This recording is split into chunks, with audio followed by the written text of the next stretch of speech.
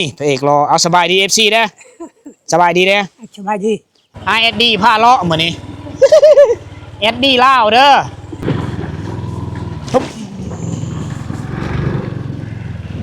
อู้ชีดงพากันยูพีนะจะคนจะครอบครัว8 ครอบครัวเนาะ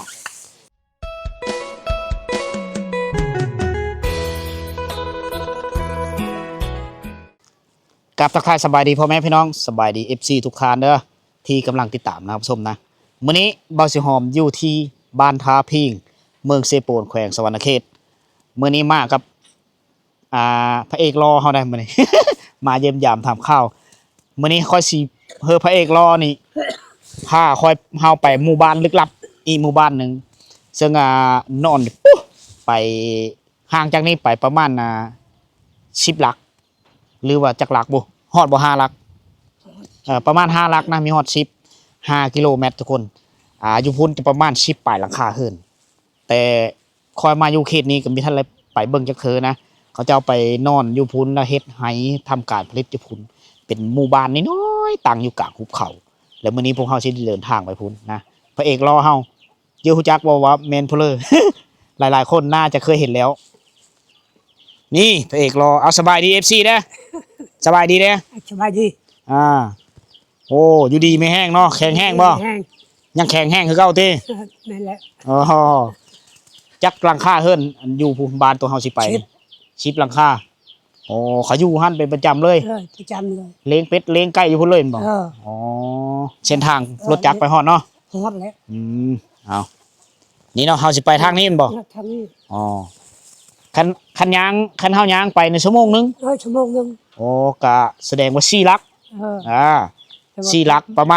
าณ4 หลักเฮาไล่เสเลกันย่าง1 ชั่วโมงไปได้4 หลัก4 หลัก5 หลักสำหรับทางนี้ได้ห้ามโหยได้ครับจักเถอะ6 เถอะห้ามน้ำลึกบ่ไม่ได้ลึกอ๋อไปได้เนาะไปได้รถจักรไปได้เนาะโอเคเฮาไปติดตามเบิ่งนํกันเฮาสิเดินทางเข้าหมู่บ้านลึกลับทุกคนยังมีรถใหญ่ไปเนาะอ๋อเขาจะเอาสีเฮ็ดข้างได้ทะลุไปเสื้อวิระเลยบ่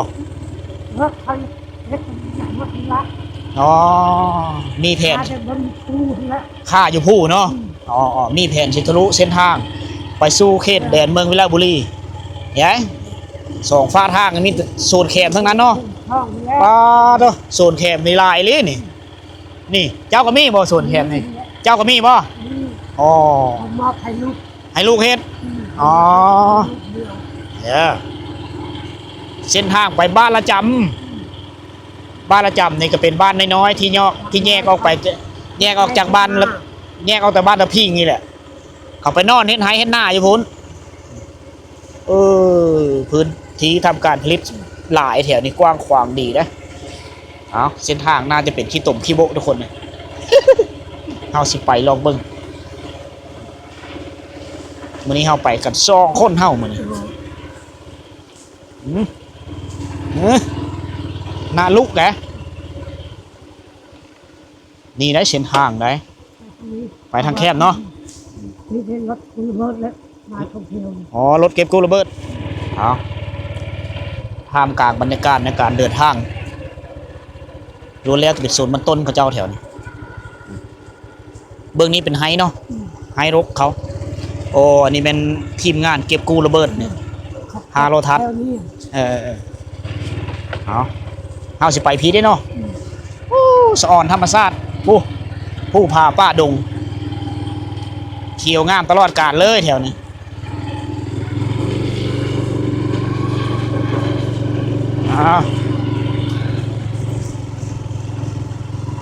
เพ่งเบิดดอแถวนี้เนาะเนื้อที่ทำการผลิตหลายแถวนี้เพชรอย่างส่วนอย่างพลาแต่ละครั้งป้าพื้นที่เฮ็ดไห้เฮ็ดส่วนแคมเอ็ดดี้ผ้าเลาะเหมือนนี้เอ็ดดี้เล่าเด้อดาราเอ็ดดี้น่ะเป็นดาราไทยอันนี้ดาราเล่าเฮามีผู้หนึ่งผู้เดียวแห้งผ่าบังไปกับไอเอ็ดดี้เราสิพาเฮาไปบ้านละจ โอ้โอ้สัตว์ป่าคือสิหลายเนาะเป็นกระเหาะกระเตบ่แพะแล้วนี่โอ้เส้นทางสะดวกสบายนี่พอไปเด้อนี่แค่ยางนี่ก็ชั่วโมงนึงบ่แล้วนี่ใครแต่รถบริษัทเฮ็ดทางเนาะ รถพูดเข้าช่องกระโดง อ๋อผู้เฒ่าไปละ2 ชั่วโมงผู้หนุ่มไปละชั่วโมงนึงอ่าเฮาเฮอไปเอกรอเฮาสำรวจเบิ่งทางก่อนน้ำนี่เลิกเติบได้เพียงหัวเข่านะ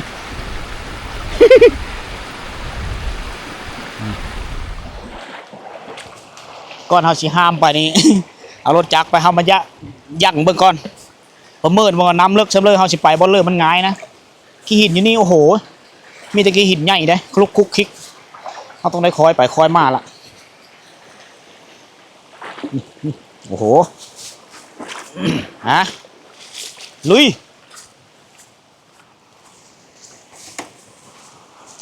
รถเข้าไปตลอดเลยเนาะมีทางลิเด้อทุกคนมีทางนี้ทางเดียว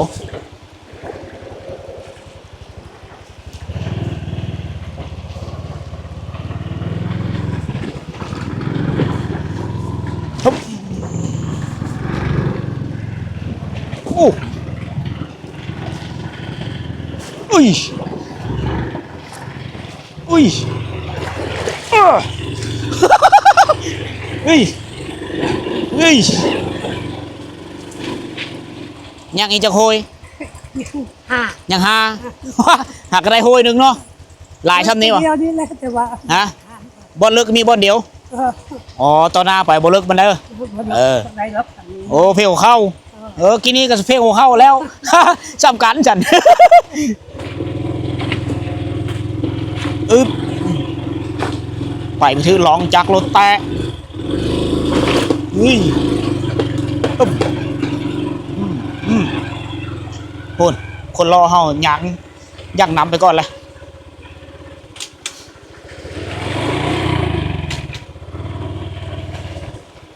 อ๋อแถวนี้เป็นน้ำค่ำยี่ห้อแล้วบ่ยังเลยเนาะ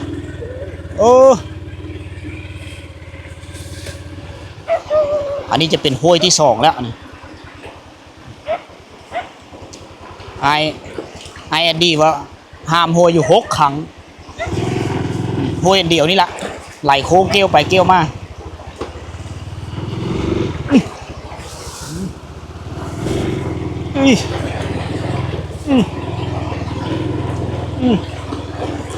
ไหวบ่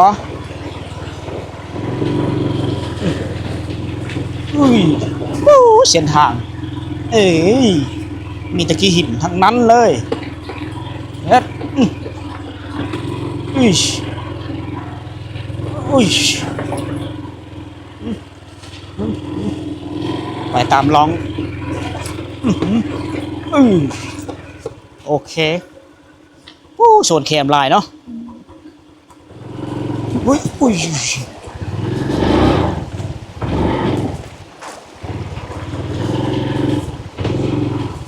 โอ้โหโอ้โห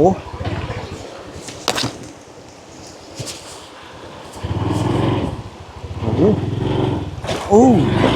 โอ้นี่นี่นี่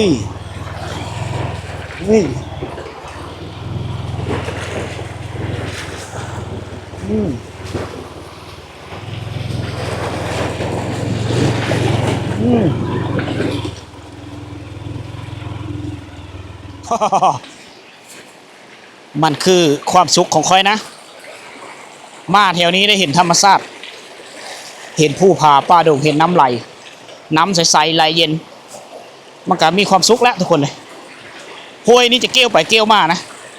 มันจะไหลตกเสื้อแม่น้ำเซบังเฮงเด้ออันนี้เป็นสาขาย่อยของแม่น้ำเซบังเฮงฮึบฮึบฮึบตอนนี้เราห้ามห้วยครั้งที่5แล้วนะครั้งที่5แล้วนี่ห้วยนี่เลิกเติบได้บ่ได้ตื่นได้ทุกคนเลยพูด แต่ว่าจะพารถล้มลงแคบน้ำก็แล้วกัน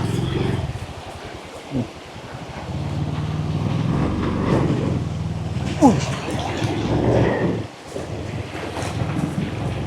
อ้โหโอ้อยู่นี่เลิกกว่าหมู่สุดโหดเลยนี่อุ้ยฮ่าฮ่าฮ่าน้ำเลิกโทมจักเลยนะอิชอุ้ยฮาฮูหาก็ได้หาขังยังอีบอลหนึ่งแม่นบ่ ยังบ่หนุ่ม บอลนั้นเลิกบ่ซ้ำนี้บ่ สำนีกัน เพื่อนว่าโฮยทมิตนะบอลเดียวได้เลิกได้แต่ว่าที่เลิกเลย เขายังพูดเขาหายอยู่ได้ผมลายหนึ่งช็อตเนาะ บ่แม่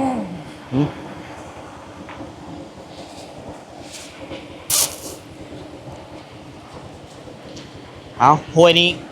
ครั้งสุดท้าย บ่ใช้ นี่ บาท โอ้บ้านอยู่ฮันโรด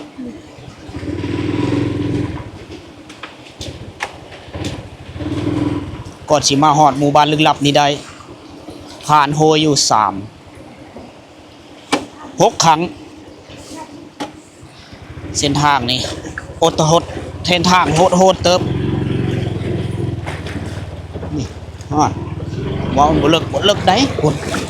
เฮ็ดอุ้ยอุ้ยอุ้ยอุ้ยอ้อแง่บ่บาดนี้ แฮ่บ่ อยู่ใช้บ้านเขา นี่บ่ อยู่เทิงนี้เนาะเลาะไปนี่เนาะอันนี้ก็แม่นให้เขาเนาะ บ่ เออเขายังโหดอยู่นะยังโหดเข้าอยู่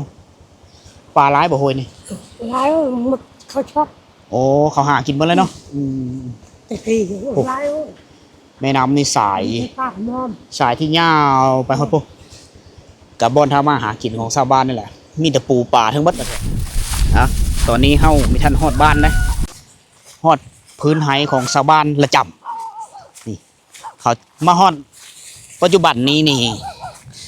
เขาเจ้ายังมีท่านหูดมีท่านเหลวเอาพระเอกชุดรอเขาพาเลาะผู้ผาไปทางนี้บ่เขาไปไม่นไปทางพุ้นบ่อ่ะช่วยก็เปาะนางขี้ก่อนน้ำค่ำบ่เดอะเท่นี้เนาะ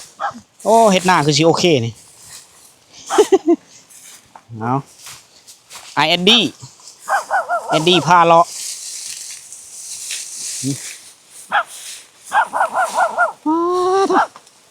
มันก่อยมาแล้วเนาะบัดชวน ใช้ได้ไหม เออเกี่ยวบัดชวนยั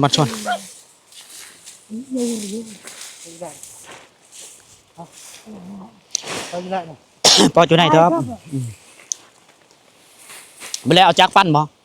ปูไม้อ๋อเอามาได้เนาะพี่เนาะเขาเจ้าสิเอาจักมาปั้นแต่ถือว่าทันสมัยได้นะแต่เก้าหูดอันนี้เกี่ยวแล้วเนาะเอาเกี่ยวเลยได้เปลี่ยนแปลงแล้วในตะกี้ในสมัยปู่ย่าเฮาละหูดเจ้าบ่ไปก็ได้เด้อเจ้าทานนี่เด้อขี้ต้มเด้มันเป็นน้ำค่ำเนาะมั่งแต่เด้อมีแต่ขี้ต้มฮะเจ้าเมื่อเกินนายให้RD ทานี่เพราะว่ามันเป็นขี้ต้มมีเฮอล่ายางนำคอยสิพาทุกคนเข้าไปเบิ่งว่าเจ้าเกี่ยวได้เดี๋ยวนี้ได้ในเมื่อก่อนแล้วก็จะหูดคล้ายๆกับแนวพันธุ์ข้าวหน้านี่แต่นี้นี่มันคือข้าวทาดอกค่ำอ๋อเต็มกระเป๋าแล้วมาไว้ เกี่ยวเสื้อกระสอบเต็มแล้วมาไว้เดี๋ยวเพื่อนสิเอาจักรปั่นเข้ามาปั่นอยู่พี่เลยได้อ้าวไปเอาไปเบิ่งอันนี้แหละการดำรงชีวิตของญาติพี่น้องเฮาอยู่ตามบ้านป่าบ้านดงตามภูดอยต่างๆนี่แหละเขาจะเอามานอนอยู่พี่จนเก็บเกี่ยวเข้าไห้นี่สำเร็จเขาจะมือนะช่วงนี้นี่นอนประจำอยู่พี่ตั้งแต่เขาเริ่มเอาเข้าลงดินเริ่มทางไห้เลยแม่นนอนอยู่พี่เลย ผู้เนื้อที่ทำการผลิตเขาเจ้าบ่อนหาอยู่หากินก็เต็มไปด้วยป่าหน่อไม้ต่อหน้าไปกลายเป็นโซนแคมนั่นนี่เขาเจ้าขายดอกเข็มนี่ก็ได้เงินได้คำอันนี้คือการเอาชีวิตรอดอยู่ในเขตผู้ดอยเฮาเอาฮอนยามเฮ็ดมาก็เฮ็ดเนาะจะเป็นเฮ็ดชิ้นเฮ็ดก็เลยมีหมดแถวนี่ทางหาอยู่หากินทุกคนเอ้ยเอาอันนี้เขาเอิ้นว่าชีวิตแบบพ่อเพียงบ่ได้ฮูดบ่ตะเบิดช็อตแกฮะตะเบิดช็อตหนึ่งเนาะโอ้เกี่ยวเลยเดี๋ยวนี้สบายแล้วเนาะตะเก้านี่ฮูดบ่เข้าอยู่เทิงกับฮูดตัวนี้เกี่ยวอ๋อโดยกันเจ้าเนี่ยดอกเนี่ยโดยมันเล่นนะโดยตอนไหนโดยกระยอโอ้นี่เม็ดมันใหญ่เลย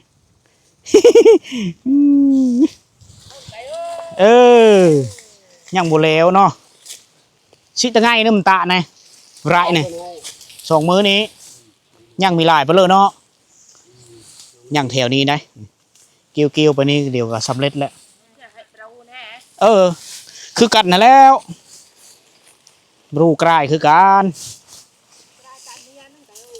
ตาเนี่ยมันเมียปุ๊กกับหม้อในฝนตกค่ำเฮ็ดหน้าก็ได้ฝนตกค่ำเข้าปีนี้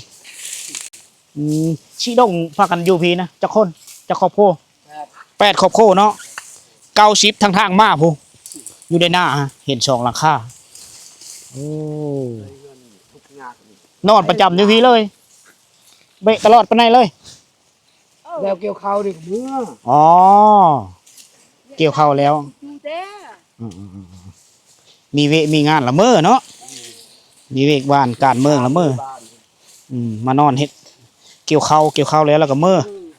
แก้ซื้อรถไถแล้วเมอเนาะใครได้ยำรถไถมันนั้นนะทางมันแห้งน้ำแห้งได้แล้วแนวพันธุ์ที่เขาเจ้าปุอยู่เทิงพูละเพิ่นหูดแล้วตัวนั้นเพิ่นจะหูดเอาอิงตามแนวพันธุ์นะแนวพันธุ์เขาให้ปนกันเขาให้เขาหน้าน้ำกันนองอ๋อมันเป็นอันเขตน้ำค่ำเนาะเงินน่ะแต่มันดูดเห็ดหน้าได้เลยไงเนาะโห้ยบ่อนี่เด้อตุ้มเนี่ยโอ้เห็นเอาน้ำอยู่หันมาเชื่อดำหน้าได้สบายแล้วนี่ค่างบประมาณเนาะนี่เสื้อเต็มเกี่ยวเสื้อกระยังแล้วก็ยัดเสื้อเป่านี่มันก้อยมันหักหมดแล้วเนาะอันตะกายเงี้ยนึงมันสุกแห้งแล้วมันโคตะก้านเลยน่ะชะรอนี่ปั่นนี่ก็ซีกินได้เลยนี่ ไม่ต้องตะมันเอา8ครอบโคละราคาเฮิร์นเขาจะยืดพูดแล้วบ่ควันตัวอันนี้เขาเอิ้นว่าบ้านละจำภาษาบรูเขาเหาะละจ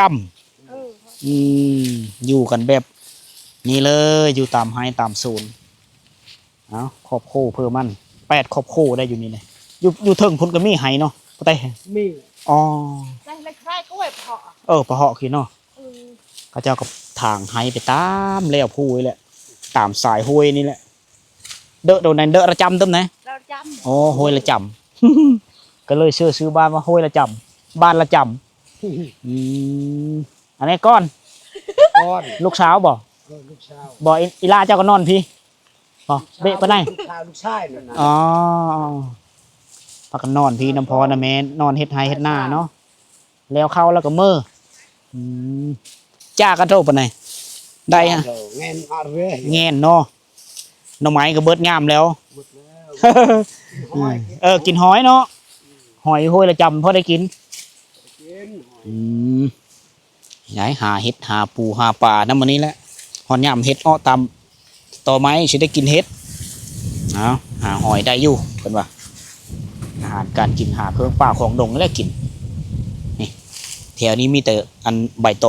องกิ่งทั้งหมดได้แถวนี้เลยใบค้าไหนเลยลุ่งไหนเนาะลุ่งลำไหนอันนี้คือต้นขาที่เขาเจ้าเอาไปมัดเอาไปสานนั่นกระหยั่ง สานกระผาก็ได้นี่แถวบ้านเฮาเราไปไผ่หญ้าแล้วก็กกบอนผูกใบบอนบอนธรรมชาตินะที่เขาเอาไปเฮ็ดบอนนิ่นขายอยู่ตลาดซีปูนแหละอันนี้แหละลำต้นของมัน มันจะมีย่างใหญ่ไปตามไห้นี่แหละอ้าวพุ่นเม็ดเขามันก็ก้อยมาแล้วนี่เด็ก เขาเจ้าจะไม่ได้เฮ็ดมัดเป็นมัดเพื่อมัดมันคือแถวเฮานะยัดเชือเป่าเขาเลยนี่เอาเครื่องปั้นมาแล้วก็มันโมนเขาเลยเดี๋ยวเรียบร้อยเลยเอาเพื่อสีได้เข้ากินทุกคนนะจับนี่กุ้มกินบอกแต่ละปี กุ้มเนาะ tấm mà chả อ๋อจักเป่ากะว่า cứ chết chả ตะปูนจิตตะปูนจิต60 กระสอบ70 กระสอบอ๋อกลุ่มเลยเนาะกลุ่มอยู่กลุ่มกินเกี่ยวเขาแล้วนี่เพิ่นก็ปั่นแล้วก็ค่อยเอารถไถหดเมื่อเทอละเล็กเทอละน้อยเมื่อไว้อยู่เฮือนมันฮอดย่ามทางให้มันมาอยู่พี่เลยอ๋อย่ามตะบัดน่ะมาเนาะ Nhằm- cho áp này อ๋อเอาเข้าลงดินแล้วเสียหญ้าหายแล้วแม่นมานอนอยู่พี่เสียหญ้าแล้วละเมื่อเบิดหันละฮอดย่ามเกี่ยวในนี้มานอนประจำเนาะเลี้ยงเป็ดเลี้ยงไก่อยู่พี่เลย โอ้คักเนาะ อันนี้กระเบิ้นบ่อันนี้กระบ้านบ่ปะน่ะโอ้ผู้เลี้ยงหมูก็มีได้เอาอันนี้คือวิถีชีวิตที่แท้จริงของพี่น้องชนเผ่าบรูตรีฮันยุเขตกุบ้านผาบังทุกคนเลยนะวันนี้บอยสิหอมได้พาทุกคนมาตามติดวิถีชีวิตของพี่น้องชาวลาวในชนบทโดยเฉพาะคือพี่น้องเผ่าตรีเฮาอยู่เขตบ้านทาพิงนะแต่ละปีเขาเจ้ามานอนประจำอยู่พี่ปีนี้ทางนี้แล้วกับปีหน้าก็ย้ายบ่อนไปยับย้ายทรายโซนไปบ่อนที่เป็นป้าเล่าป้าแรกในปีผ่านมาเขาเจ้าก็กลับไปทางคือเก่าท่านมีเฮ็ดเฮาก็ไปได้กินข้าวทุกคนถ้าว่าอย่าเฮ็ดหน้าแถวนี้ก็พอได้อยู่แต่อีกเชื่องบประมาณเฮามันมีได้ถ้ามีงบประมาณนี่ก็เฮ็ดหน้าได้ดุดแล้วก็เอาน้ำเฮาแต่ว่าเหมาะสมที่สุดในเขตนี้ในการเฮ็ดหน้าแต่ว่าต้นทุนเฮามันคือมันมีเพียงพอเฮาก็เลยซักเข้าให้ไปจังซี่ละพอได้แก้ไขชีวิตการเป็นอยู่นะการเอาตัวรอดเอาขี้เนาะไปเบิ่งบ้านก่อน ไปเยี่ยมยามบ้านก่อนเอาได้มาเห็นแล้วก็ทุกคนก็ได้เห็นน้ำกันเด้อ อันนี้แหละกันเขาเอิ้นว่าชีวิตบนดอยบนภูเขาเขตทางไก่ชอลิสำเลออยู่ไก่สำเลอคอยกับผ้ามาเฮ้อทุกคนได้เบิ่งน้ำเฮ้อได้เห็นน้ำกันนะผู้บางคนก็จมทุกข์จมยากแต่ว่ามาเห็นเขาเจ้านี่ก็ยี่เฮ้อทุกคนก็มีกำลังใจสู้ชีวิตต่อไปนะเพราะว่าผู้ที่ทุกข์ยากกว่าเฮานี่ก็ยังมีอึดทุกคนเลย มันเป็นดินโบมน้ำดินน้ำค่ำน้ำอ้อบ่อแถวนี้เข้าก็จะกระดีนะเข้างามแถวนี้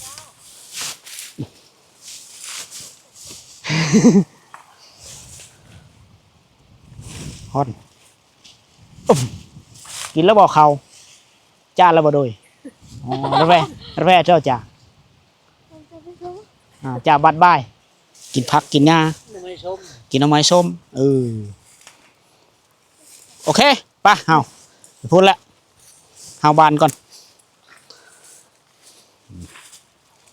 ใส่ชุดลายคักเนาะมันเนาะคือทหารเนาะ คือยองโบโดยได้คือทหารได้เกี่ยวแล้วเราปกไว้เมื่อเรือฝนตกมาเราเอาอันนี้แหละปกเอาผ้าอย่างนี้ทุกคนเลยมื้อนี้ได้ดีเจอที่ได้มาเห็นวิถีชีวิตของพี่น้องชาวเผ่าบรูเฮาอยู่ที่เขตนี่แหละเขตธุระกันดารน้อยคนที่จะเดินทางเข้ามาฮอดนะถือว่าครั้งนี้เป็นครั้งทำอิฐในชีวิตคอยที่ได้พาพ่อแม่พี่น้องเข้ามาในตามติดวิถีชีวิตของ ผู้ชาย เผ่าบรูใช้ผู้สางผู้สางติดกับบ้านไม้ผาบังครับบ่มาฮอดผีเนาะใส่เฮือนจอยก็เห็น